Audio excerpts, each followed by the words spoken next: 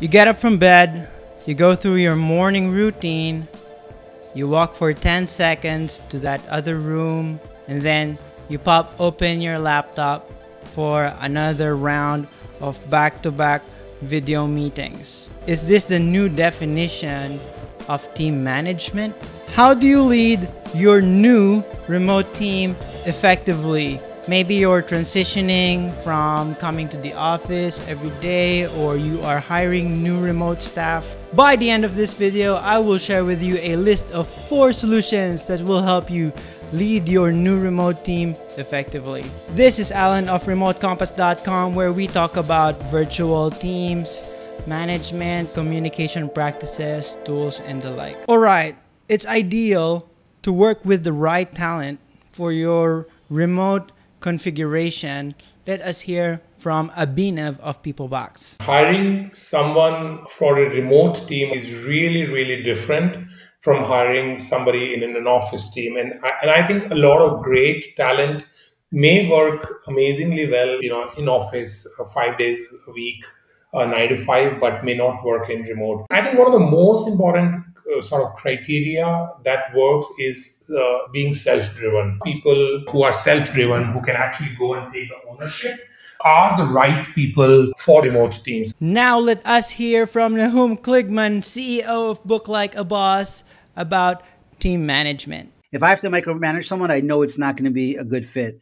And when we bring someone on board, I empower them. I said, listen, this is your role. You could do what you want. You have a certain budget. You have, this is what you have to do, but take risks.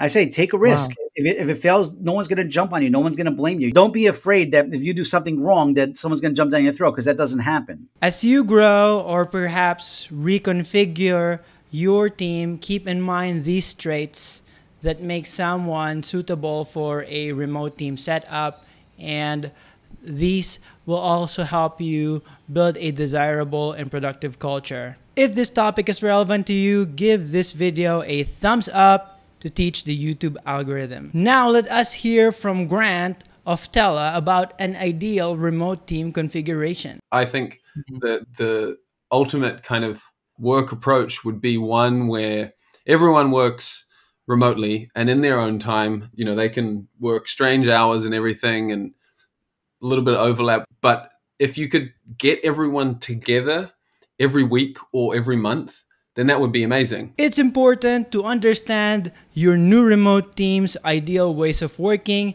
especially if you want to sustain it and the corresponding benefits. It is key to empower your team to work in their own time and schedule the corresponding check-ins. To stay productive, asynchronous communication is key. Let us hear again from Nachum, Kligman. We started off working remotely because my co-founder, the CTO, he hates working in an office.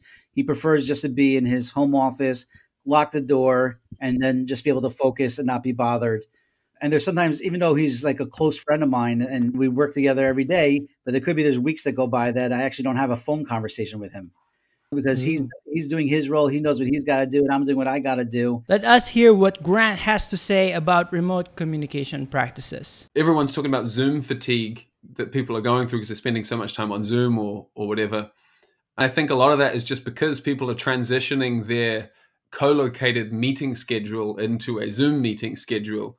There needs to be a change there. You can't just say, okay, let's just do 6 meetings all day long, every day. It won't work like that. As you empower everyone to work on their own and in their own time, it's going to be important to stay in sync. Let us hear again from Abhinav of PeopleBox. There's a great correlation between your engagement and how engaged and how happy are you with the company with your ability to connect with your peers. I have zero doubt about that. Right. At the end of the day, we are humans. We have built relationships for the past 10,000 years by breaking the bread together. That's what connects us for a same goal, for the same vision, for the same mission. With the flexibility to work from anywhere and at your own pace, it's going to be critical to find opportunities to break bread and to have one-on-one conversations. If you're interested in links and references, find them down in the description.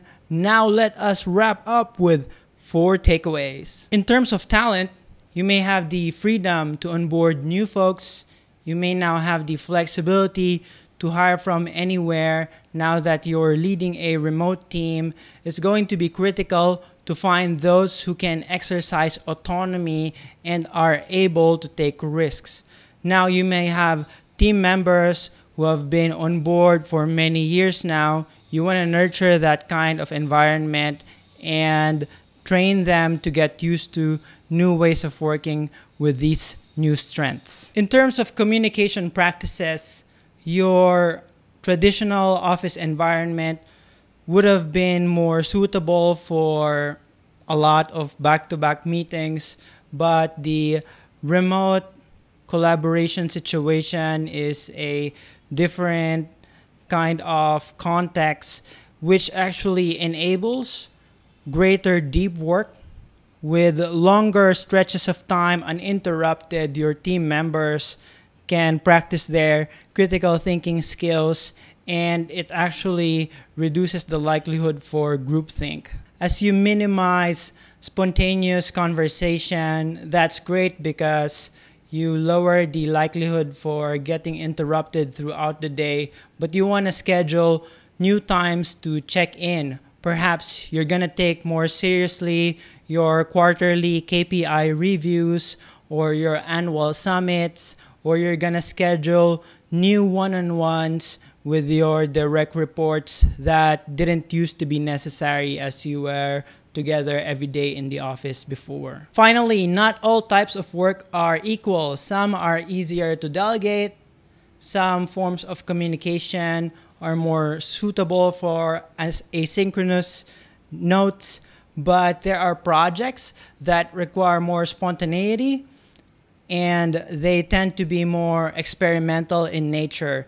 You're not sure if you're gonna go with this project. Someone is double hatting. It's a new, unusual role that they're taking, and that kind of project could use a little more synchronous communication. So it's not like now that we're working remotely, we just trade notes and we don't talk to each other anymore. There you have it, folks. This has been Alan of remotecompass.com. If you have any questions, drop a comment below.